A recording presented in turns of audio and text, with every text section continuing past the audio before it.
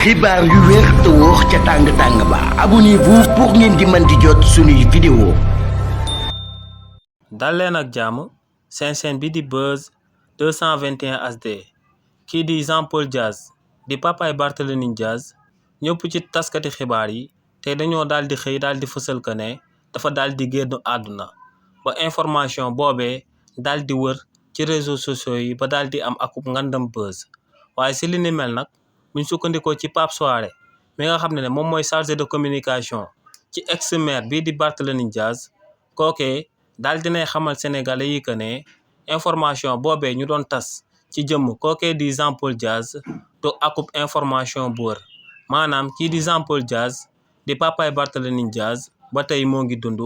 que ne xibaar yi ñu daan fësal si moom naan dafa daal di génn àdduna ne xibaar yooyee dara wóoru ci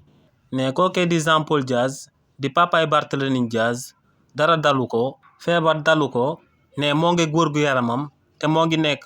ci weti fameem ci waxtu bu ñuy wax nii ci réew mi di Sénégal. xibaar yu wér te wóor ca tàng ba abonnez-vous pour ngeen di mën di jot suñuy vidéo.